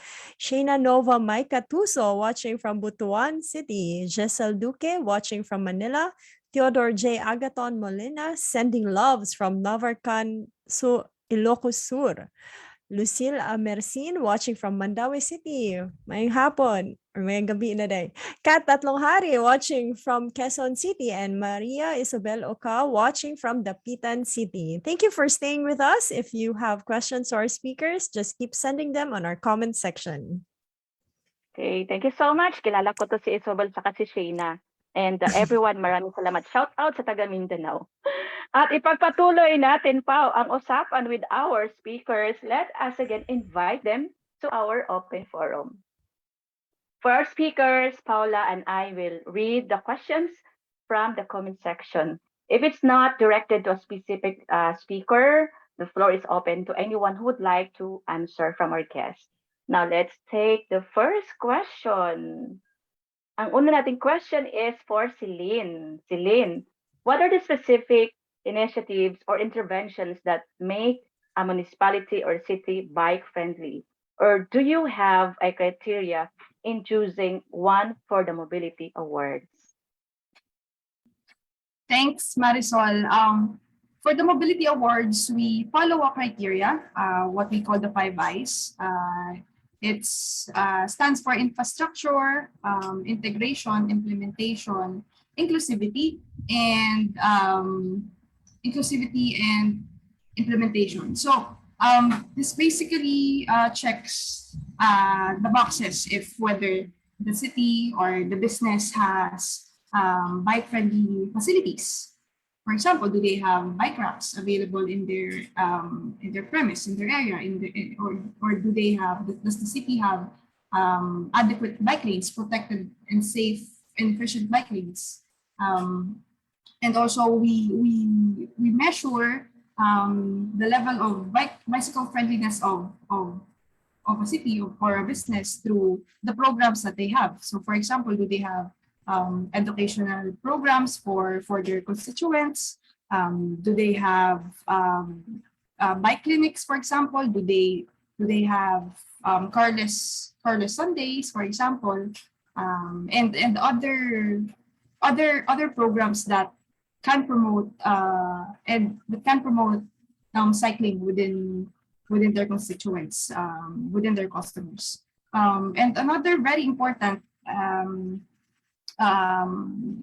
highlight of the criteria is in terms of implementation, whether they are consistently maintaining the facilities, for example, whether they are obtaining the necessary data to influence their future in their current projects, their current initiatives or facilities, and of course, if they are implementing and consistently maintaining yung quality of their programs and of their facilities. And again, a very important criteria as well is in terms of inclusivity. Are they making sure that these facilities are PWD takes into consideration PWDs, pregnant women, children, of course, and of course the minority.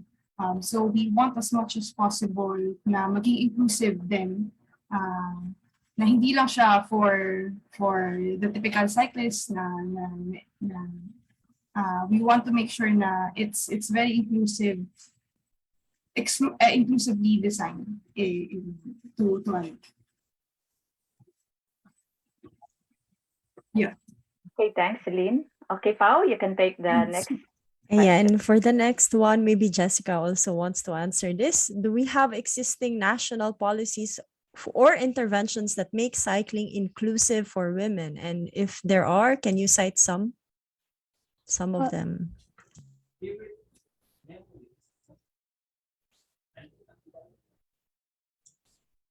And I'll just repeat again. Can you hear me now? And Yes. do we have existing national policies or interventions that make cycling inclusive for women? And if you can cite some of them. All right. May mga ginagawa ding mga activities yung ating mga LGU. So for example, yung QC ngayon, ina-advocate niya yung mga bike lanes din na kaya din ng mga kababaihan na magbike. And unfortunately, hindi pa siya ganoon katibay, no? Kaya nagkakaroon pa tayo ng ganitong talks para mas maging maganda pa yung mga cycling infrastructures natin. So for example, maganda din na magkaroon ng mas matibay na plans, especially doon sa ating mga public spaces. For example, sa schools, sa ating mga ospital, balak din natin na magkaroon ng mas accessible na mga daanan yung ating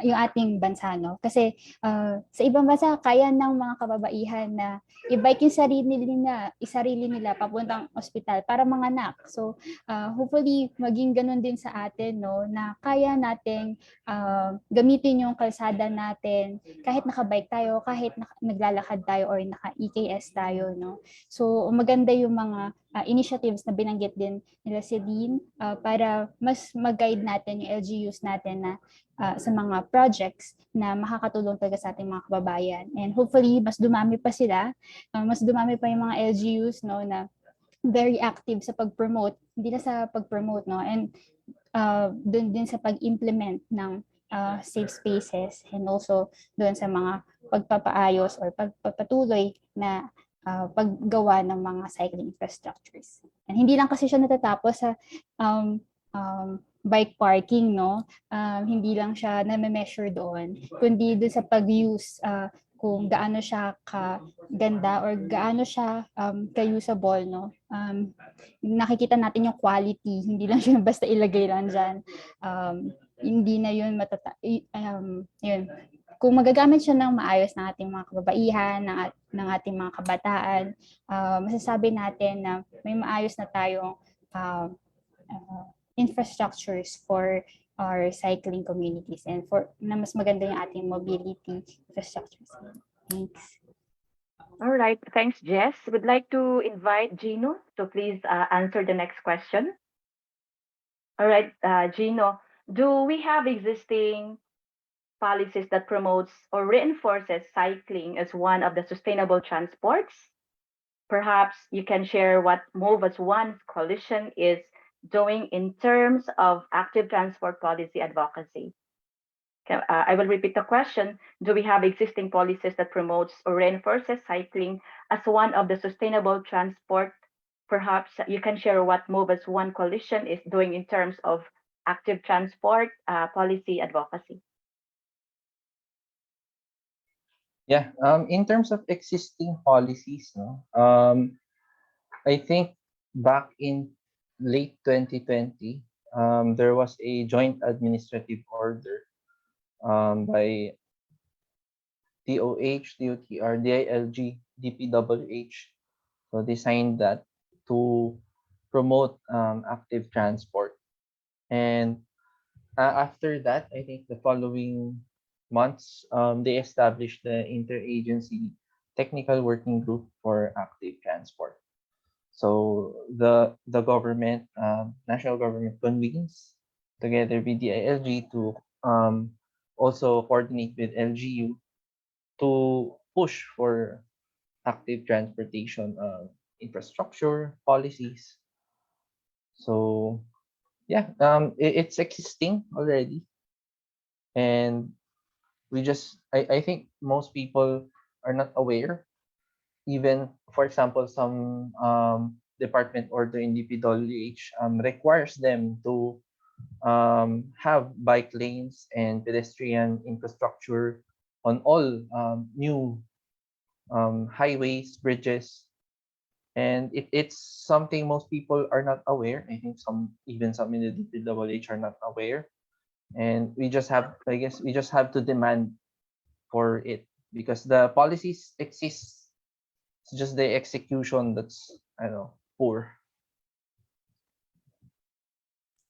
And thank you, Gino. And then can we call on Anton? If you can expound on how AMPDD's advocacy to end fossil fuel and relates to cycling. Hello. Sorry. Yes. Salamat sa tanong na yan.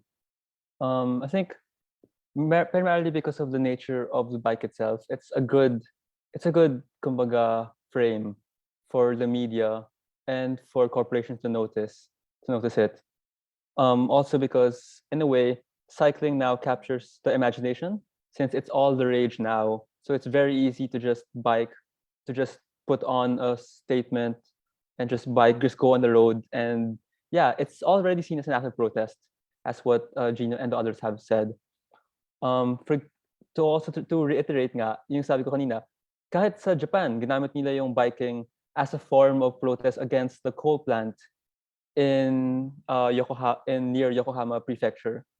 So yeah, maraming talagang pwedeng gamitin yung bicycles, lalo na sa advocacy ng enerhiya. And it's all of these initiatives compiled that can amplify our goals and and to demand for greater advocacy action for renewable energy. All right, thanks for that, Anton. The next question is for anyone, but I would like to have Anton and Celine maybe to share their thoughts on this question. How can private businesses and corporations engage in promoting sustainable urban mobility? But aside from Anton and Celine, anyone can also add. Okay, before Anton, Celine first, can you?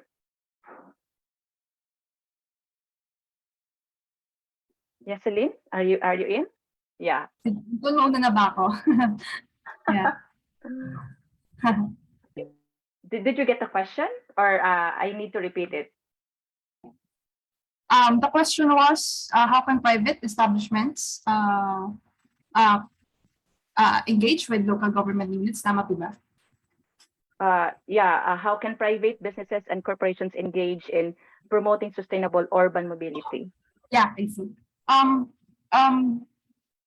I think it's very apparent how a lot of Filipinos are now using bicycles to do errands. And if I think it's a matter of for corporations to listen to their customers as to how can they better support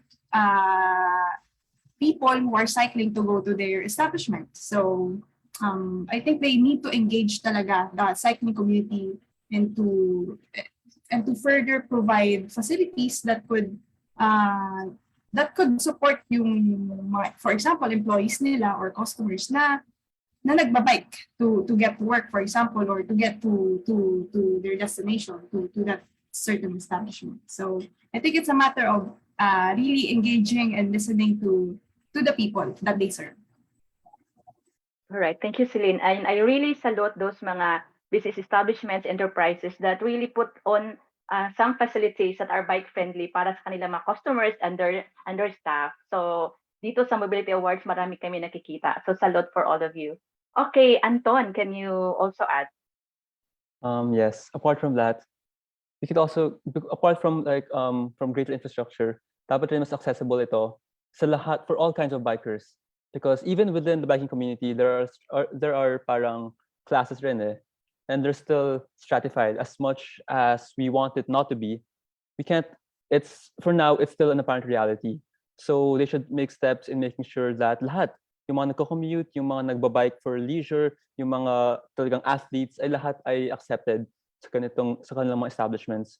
And also lastly, I think at the end of the day, we need to recognize that it's like a systemic problem. It's not just one born out of individuals, but one out of the greater, system in a way.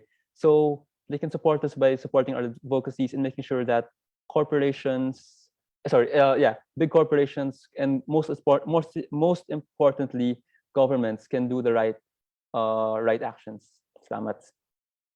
Okay, thank you so much, Anton. I think Gino can add more. Hi, I just wanted to add more bits on the corporation or private sector side. No? A lot of companies has their own sustainability goals or SDG goals, and I've noticed that in the private sector, one thing that is mostly overlooked is when they want to reduce their emissions, they do not look at their employees' transportation. So, for example, if you are CEO of a company and you want to reduce your emissions, you can already start with your company plans. Maybe you should provide bike plans instead of providing company cars. So that's immediate reduction in carbon emissions, which a lot of companies are trying to do right now. They buy carbon credits or some other pakulo, but this is a solution that already exists. Like encourage your employees to bike, right?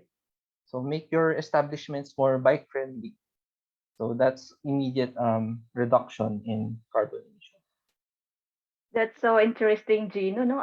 Ang ganda pa pag tingnan natin na yung mga companies magpapa-program din for mamimigay ng bike program kaysa car program. Ang ganda ng idea to reduce the carbon emissions in the atmosphere. Yeah, can we take the idea of Jessica, Jess?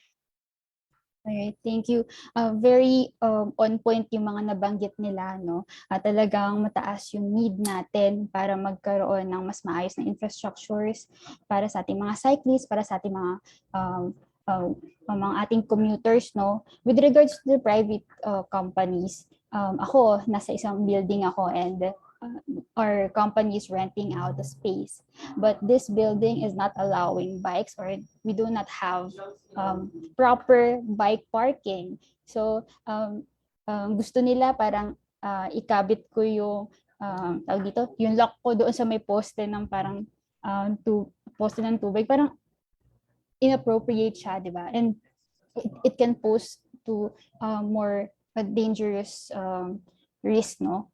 Kasi what if may mabangga, may kotse na makabangga doon sa bike ko, sasagutin ba nila yun? Hindi. Kasi syempre medyo may tayong mindset car-centric mindset tayo, no? When in fact, a space of a car, single car can cater to how many bikes, especially kung may folding bikes tayo, no? Ilang bikes din yun. So I think it's around 20 bikes can fit in a single car parking. And hindi nakikita kaagad ng mga private companies yung importance ng pag-establish ng matino and safe na mga bike facility sa kanilang mga corporate spaces. Nakikita lang nila na nuance yung mga cyclists natin, nuance yung pagbigay ng space for our commuters.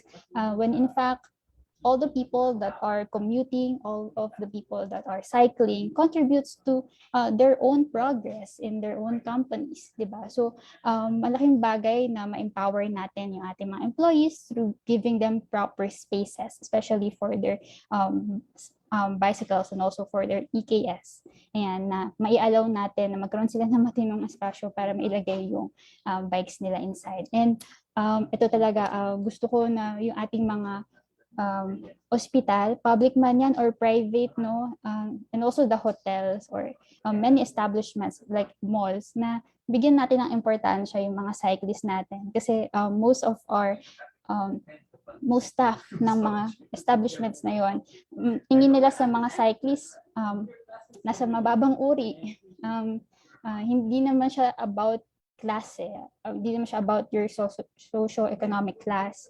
Ito yung dapat natin din i-amplify din, no, na hindi lahat ng nagbabike mahirap or kahit yung mahirap, dapat binibigyan din sila ng importansya, no? Lahat tayo dapat may freedom to use spaces kahit private pa yan. And hindi dapat natin minamaliit yung ating mga kababayan, no? Ilang lang kasing gumamit din ng mga spaces natin. Kung mismo papasok lang tayo sa establishments, wala naman tayong gagawing masama sa establishments nila, and we just want safe parking na may ensure yung hindi tayo mananakawan ng bike, hindi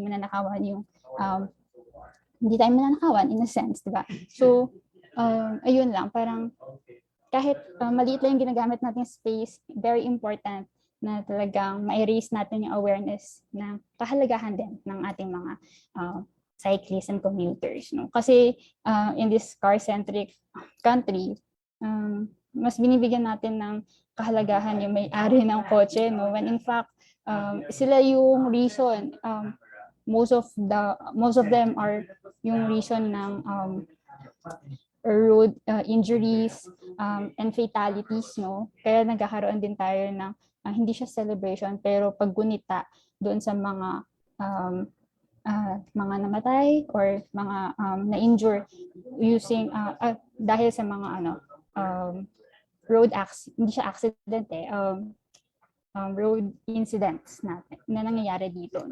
So it's very sad na nakakabalita tayo every month since actually this year, January pa lang, marami na tayong naririnig na mga fatalities, no? And para magunita natin sila, naglalagay tayo ng white na bicycles na may nangyari dong murder ng gamit yung mga cars, di ba? So walang ginagawang masama yung mga cyclists. Pero parang yung cyclists and commuters pa yung masama, na humihingi tayo ng space, na we are reclaiming our spaces. And hopefully, magising yung ating mga private communities, no, yung ating mga corporations dito, na hindi dapat ganun, na mabago yung ating mindset. Ayan. Thank you. Okay, thank you for bravely raising these points, Jess, no? Nakakanti ng puso pa, no? Nakaka-discourage that there are some establishments na, I can't forget what Jessica said kanina na akala ng iba, yung nagbabike na talagang identified in social classes, like mga poor lang talaga ganyan. So I hope bringing these matters in this forum, I hope that this will also amplify the call for all private sectors, the enterprises and establishment, even large enterprises, mga malls, to give spaces, no? To give spaces for our bikers, because they are actually helping a lot in reducing emissions to atmosphere and giving spaces to more than the car that really occupies the space, Pao. Yes, and I think I have to also agree with Anton. I remember speaking with one of our partners in Iloilo. They would prefer not to be dressing up like the typical more into like competitive cycling, because there is actually within sa cycling meron pa mga status na sila yung mas may mahal na bike, so hindi kami nakikipag-blend in sa kanila kasi ito lang yung bike namin. So I think it's something as well for us to really change how we perceive biking. Kasi for us, I think mostly, di ba, when Filipinos, pag naging manager ka na, expected, you have a car. Ganon. Naka-car Hindi na. yung, hindi yung baliktad na concept, unlike sa other countries that are already realizing that sustainable transport is the way to go, di ba? So hopefully this mindset will be changed, and hopefully in the coming years, pag sinabi, manager, may bike ka na ba? Ganun na dapat yung Ang ganda, mindset, no? diba? Ang ganda ng new concept na yan. Oo, ang ganda ng yeah. new concept na yan. So Yeah. hopefully nakaka-resay ng awareness dito.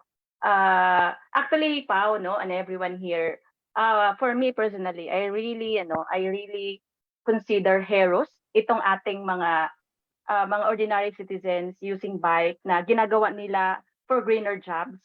Ito yung mga naglalakot ng mga balot, mga paninda using bikes. So I really consider them as heroes as well. Itong mga delivery boys and girls na using bike as well. Yeah, Pao? Kaya maganda talaga yung Mobility Awards, because it's also celebrating yung mga business establishments and workplaces that are already encouraging yung mga employees nila to bike. Like one example is SMC side. Yung team nila mismo, meron silang cycling group na. So, di ba, it's growing, it's getting there. So with this, the question for everyone to answer is, what are the possible key message or themes that we can convey to the public to get them into cycling? Kasi I think at the moment, meron pa rin mga apprehension. So what message would you like to prompt them to get into cycling?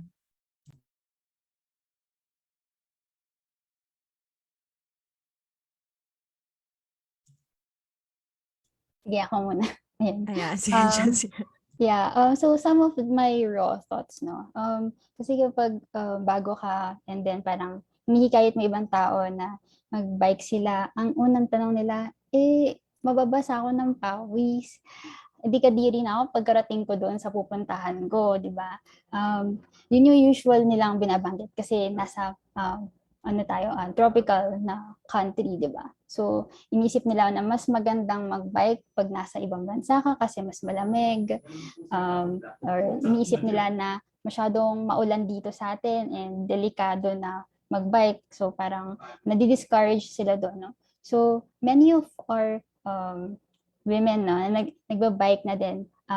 Kahit maulan or kahit mainit, ang pinakaginagawa nila ay nagbabaon sila ng damit kung walang area para mag-freshen up doon sa kanilang pupuntahan, or magdala sila ng tubig, ganyan. Hindi naman ako personally, hindi ako nakaka-experience ng sobra-sobrang pagkabasa ng damit ko. Hindi naman umaabot sa ganon. Manageable naman siya and hindi mo naman dapat harurutin yung kalsada para lang makapunta ka sa pupuntahan mo. Marami kasi sa ating mga kababayan, pakiramdam na pag nakabike ka, dapat nauunahan mo yung yung mga kotse o kaya dapat magaling ka talaga magbike para lang magbike sa kalsada.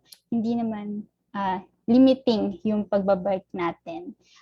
Actually, yung pagbabike natin mas nakaka-empower siya kasi kung ilalet natin hahayaan natin yung ating komunidad na magbisikleta patungo sa mga gusto nilang puntahan, pinapakita din natin sa ating mga susunod na henerasyon, sa ating mga kabataan na pwede din sila at safe sila kung gagamitin man nila yung kalsada ng kahit bata pa sila, no? Ayun yung gusto nating i-achieve, na maging safe yung ating kalsada para sa lahat.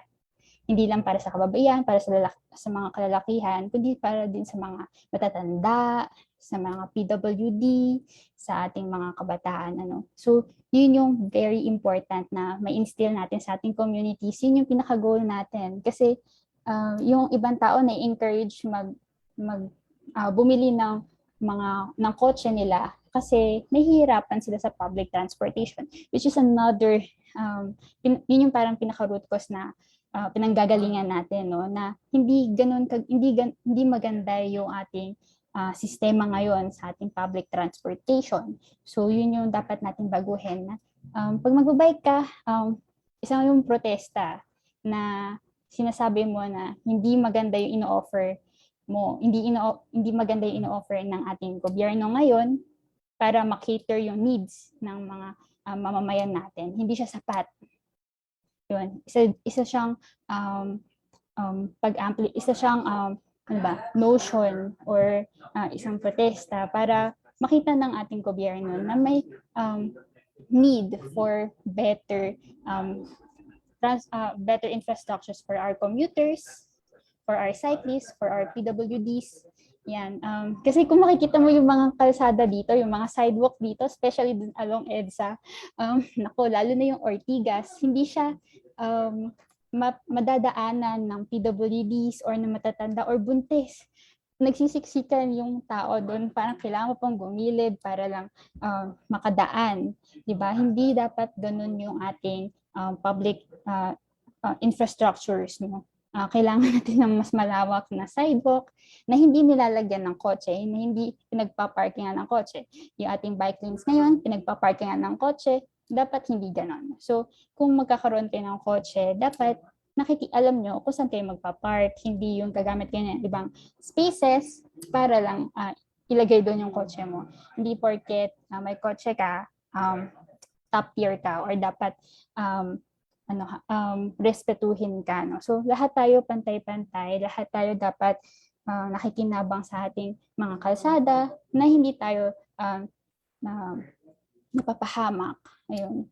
So, siguro para sa akin, hinihikayat ko kayong lahat na magbisikleta para may pakita naman natin na yung ating mga pangangailangan ay dapat may address. Yan, isa yon sa mga gusto kong ma-implement dito sa ating bansa. No? Hindi lang sa Metro Manila. So katulad sa Iloilo, ayan, talagang bikeable city siya. And hindi ka maiilang na magbike kahit may mga kotse. Ayan. Pero syempre, may mga room for improvements pa rin naman. So hopefully, masimulan natin itong, mas dumami pa yung cyclist natin everyday. Nakakasad naman yung mga sharing ni Jessica. Sa mga facilities, mga daanan na hindi pa siya naka-gender mainstreaming, sana taas natin panawagan sa mga government, no? LGUs, no, mga private sectors, no. This has to be shared by everyone. So lahat dapat accessible siya. Sa gender and development mainstreaming kasi all facilities of the government should be accessible by both men and women, and inclusion for all sectors na may special needs such as yung PWD and mga minor, even yung mabuntis, no, and children. Salamat for bringing that up, Jessica. Ito din, di din ako naka-move on, Paula, sa isang sharing dito. Meron daw dininay na pumasok sa sa condo dahil nag-bike kasi it doesn't look good daw sa kanilang facility. So another sad story. Hopefully, sa sharing na ito ay nakakatulong tayo sa pag-amplify ng campaign na ito. Alright, merong point kanina if there is an existing policies of the government on mobility vehicle. So Jason Villasa have shared on the comments about the Department Order number 2020-014 about the guidelines and protocols for active transportation and light mobility vehicles. Meron na naman pala tayo nito, Pao.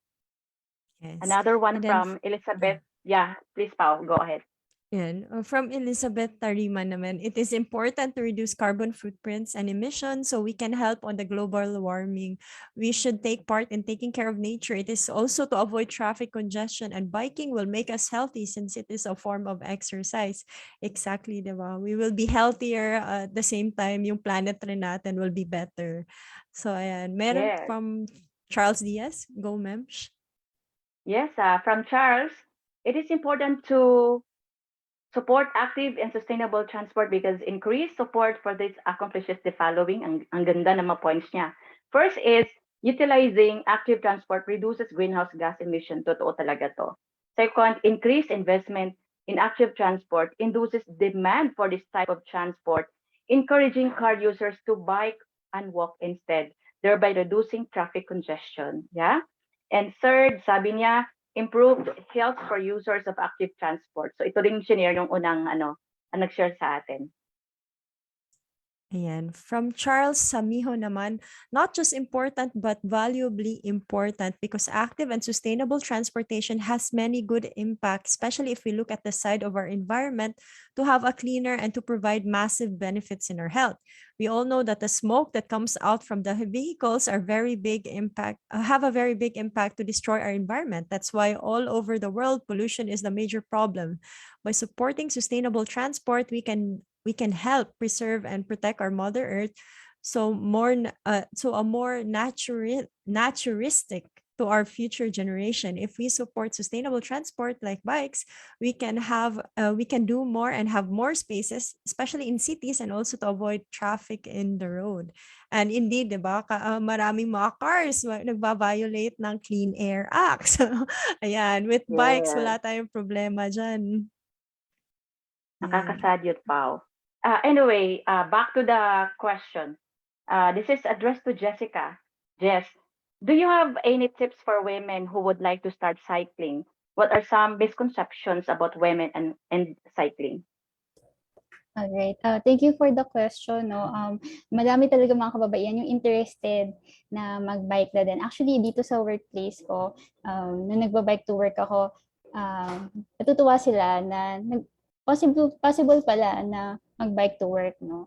And na-encourage din sila na mag-bike. Pero yun nga, may mga agam-agam sila. Especially kapag pagod ka na from work, kaya mo pa bang mag-bike? Especially gabi ka na uuwi. Yun, so kailangan natin maging prepared sa mga ganitong sitwasyon, no? Especially kapag nagsisimula pa lang tayo, dapat may sapat tayo ng training, especially kapag tayo pupunta sa mga intersection, no? And yung mga ganon trainings naman, meron naman ino-offer din yung mga iba't ibang organizations para matuto kayong mag-bike kung yun yung pinaka worry ninyo kasi hindi pa kayo sigurado, hindi pa kayo confident gamitin yung ating mga kalsada para mag-bike to work tayo. Ayan. So, yung mga sinishare din nila, Gino, Celine, and Anton, very important factors yun talaga para mas maging maayos yung bike experience natin. Kaya ina-encourage natin yung mga communities, mga private corporations, and also mga institutions na maging friendly tayo sa ating mga commuters and sa ating mga cycling communities. So, yung pinaka-tip ko talaga doon, actually, takot silang mapawisan or baka magkasakit sila or baka mabastos sila, no? Yun yung pinaka worry ng mga kababaihan. So, to lessen those experience, ako personally, pag nababastos ako, hindi ko nun napansin kasi kung papansinin ko sila parang mas na-enable pa silang gawin yon. So sa lahat ng mga nambabastos sa kalsada, I hope na matutunan nyo din na respetuhin yung mga kababaihan. Hindi sila object, hindi sila dapat parang tinuturing na pagmamayari ng mga kalalakihan. No? Kasi may sarili-sarili namang personalities and individualities yung mga kababaihan natin. Hindi kami bagay na dapat parang gawan mo ng mga misogynistic jokes, ganyan. So, hopefully, matutunan nila yon and maraming mga webinars dyan na free para mas matutunan mo kung bakit iniiwasan natin yung mga ganung bagay, yung mga jokes na ginagawa natin. Kasi usually sa Filipino, kapag ginagawa na iba, gagayahin mo din. Kahit hindi mo alam kung bakit mo yun ginagawa. So, para mas maliwanagan tayo sa mga ganong klaseng behaviors, dapat open tayong makinig sa mga iba't ibang tao. Lalo na kapag pinagsasabihan tayo, pag may nagsabi na sa'yo na itigil mo yan, bastos yung ginagawa mo, wag na tayo maging defensive pa. No? Wala tayong dahilan para sabihin na hindi ka nakabastos kasi hindi ikaw yung nakaramdam, hindi ikaw yung nakatanggap ng ganong comments. So, kung babae ka at nakakatanggap ka ng mga ganong comments, especially pag nasa kalsada ka, wag mo silang pansinin. And kung kaya mo, i-report mo. Kaya mahalaga din na yung ating mga local offices, especially sa PNP or sa mga hospital natin, na ready sila makatanggap ng mga reports na gano'n, na ready silang tumulong and para makita, para magkaroon ng due process yung mga pambabastos na nangyayari sa ating mga public spaces. Yan. And siguro pinaka-tip ko na lang din, yung magbaon kayo ng tubig, i-recharge yung mga ilaw ninyo, lalo na kapag magbabay kayo sa gabi. And kung kakayanin naman, magsama kayo ng isa pang tao para may buddy kayo. Ayan. Or share your location to someone you trust. Ayan. Para natatrace nila yung kung saan man kayo napupunta na. And if you need help, mag-honk kayo sa mga kapwa nyo cyclist na pakiramdam nyo ay safe naman. Ayan. So madami tayong mga kababaihan na sumasali din sa groups. Important na sumama tayo sa groups. We have Facebook groups katulad ng Pinay Bike Commuter Community. Doon sa group na yon na madaming mga tips pa doon. Also, may mga tips on how to bike better and may mga nag-share din doon ng mga Shopee links kung may mga gusto kayong bilhin na gears, ganyan, and many other things pa. So very important na mahanap niyo yung tribe ninyo, mahanap niyo yung community na bagay sa inyo. And for sure, sa mga communities niyo, sa mga cities niyo, kung nasa Cebu or Davao man kayo, for sure merong group dyan from PBCC. Ayan. Sorry, medyo random yung ano. Okay. Thank you, That's Jess. No, okay. may pa-input pa si Jess Pao for security protocols para sa ating mga women. Yeah. And I think kailangan lang talaga i-remind and to make it known to everyone na meron tayong bawal bastos law. Meaning every space should be safe, not only for women but for men as well. So lahat talaga dapat, hindi lang yung ini-ignore natin, dapat nire-report rin natin para mabigyan ng leksyon yung mga taong lumalabag sa bawal bastos law, di ba? And yeah, in the interest of time, we will end our open forum here. Salamat sa ating mga viewers for sending their questions and also their insights. And to our guests na nag-share ng kanilang thoughts at experiences. And to wrap up the discussion, let us ask our speakers the final question. As more and more people engage in cycling and with the push for bike-friendly cities, what is your message to our next set of leaders in terms of the need to achieve sustainable and inclusive transport in the country? You can go first, Anton. All right. Salamat dito sa question na to. Most likely, I would just say 3 short points. One is, para sa mga susunod na leaders sa bansa, don't treat bike lanes only as an afterthought. Na yung iba, like, gumagawa ng roads, and then sakan sila magagawa ng bike lanes just for inclusivity's sake. Dapat integrated na siya sa simula pa lang. And it also drives back to my second point, which is we need genuine action and not just tokenism. Kapag sinasabi ng mga ibang departments na they created so and so kilometers of bike lanes, yung mga, what's the point of those achievements if like yung ibang bike lanes na yun, like walang bollards, or yung iba lubak-lubak, or yung iba hindi accessible. So it should be substantial enough. It shouldn't be enough. It's not enough for you to just say na you did this, but not actually mean it, but not actually put the enough infrastructure towards it. But how do you solve that? Well, it's my third point, which is there should be participatory governance. So that means dapat yung mga bikers, lahat ng mga bikers from all walks of life, there should be part of meaningful consultations with the governments at every step of the way.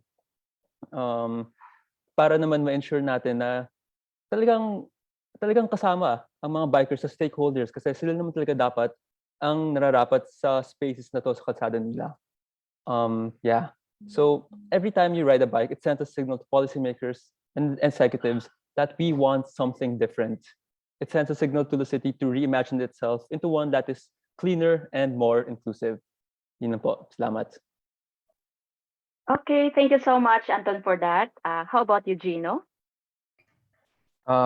Just to compliment Anton, my message to leaders is try to ride public transportation so you can see your handiwork, no?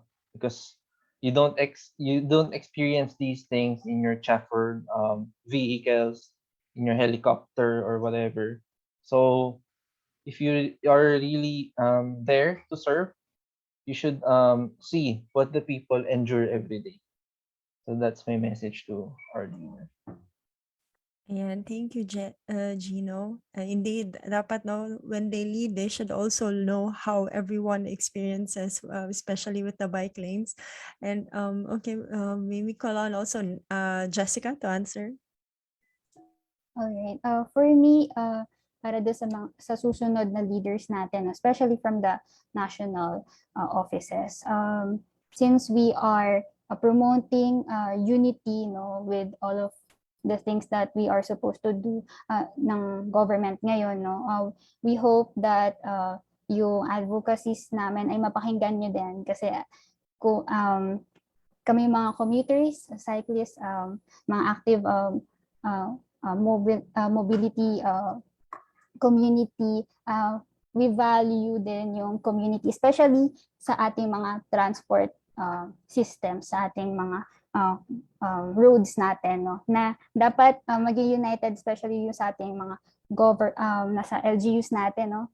Sana magkaroon ng initiative yung ating mga governors to unite the LGUs in the region to make a better and also make a united plan para maging mas maayos yung ating road connections, yung ating road infrastructures, no, and especially dun sa ating mga cycling infrastructures, na ma-encourage din ng mga LGUs and ng mga governors natin, no, na magkaroon ng mas maayos na facilities for our cyclists. Hindi lang siya dapat sa isang city lang makikita, no, dapat na-adapt din natin yung mga best practices na meron man tayo dito sa Pilipinas, and kung kaya man or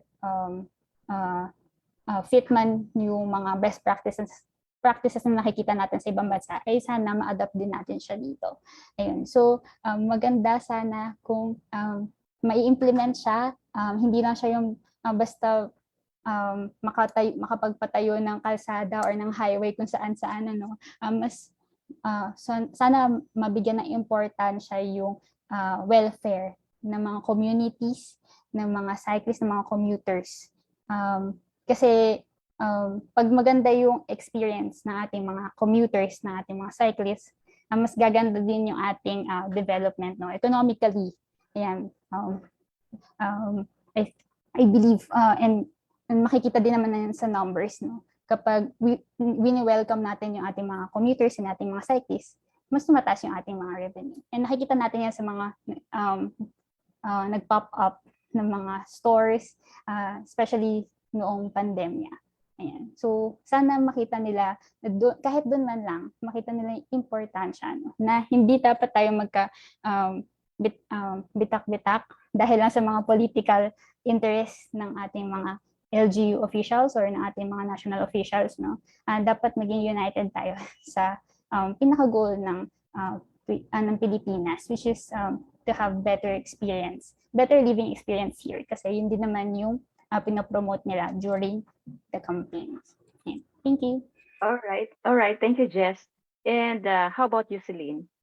Yep, everyone has raised very good points. And just to add on lang, no, I think the government should start investing in walkable and bikeable cities and communities for the simple sake na it is practical. Especially now that sobrang volatile ng oil prices, for example. So moving forward, I think it also takes into consideration yung our future, the livability of cities in the future for our children, of course, or the children of our children. And so when we make our streets more bikeable, more walkable, we prioritize and we make sure na safe ang ating mga kabataan, ang mga lolo, lola, ang mga PWDs natin. We make the roads more safer for everyone. So apart from GHG emission reductions, I think it's really a developmental issue talaga na we have to consider, and that we have to really prioritize yung vulnerable road users natin here in the Philippines. Thank you. And salamat, Celine, and to all our speakers for giving us such powerful insights. Let us continue advocating for sustainable and inclusive mobility-related issues, as well as intersectional issues of bicycle politics. I wish we had more time, but as moving and powerful our discussion are for today, the challenge continues offline. Kaya naman to our viewers, here is our Klimatotohanan challenge for this episode. Write an open letter to your local public officials and ask them to promote cycling in your locality. Post it on your Instagram or Facebook account and tag the Climate Reality Project Philippines. Aabangan namin ang iyong mga entries. Thank you, everyone who participated in our episode tonight. We hope to see you again in our next episodes. Please do not forget to join our community on all our social media platforms. Follow the Climate Reality Project PH on Instagram at Climate Reality PH and Twitter at Climate Real PH. You can also visit the socials of our guests, organizations, and partners with their handles flashed on the screen. Reminder for the certificate of participation, please, it is shared on the screen on the comment section, and you can visit also at bit.ly/Klimatotohanan-F30-feedback. Yeah, and thank you, everyone. This has been Klimatotohanan, a webcast organized and led by climate reality leaders to tackle the urgent climate issues of today and tomorrow. Why Klimatotohanan? Because we need real talk and real action on the climate crisis. Maraming salamat at magandang gabi sa lahat.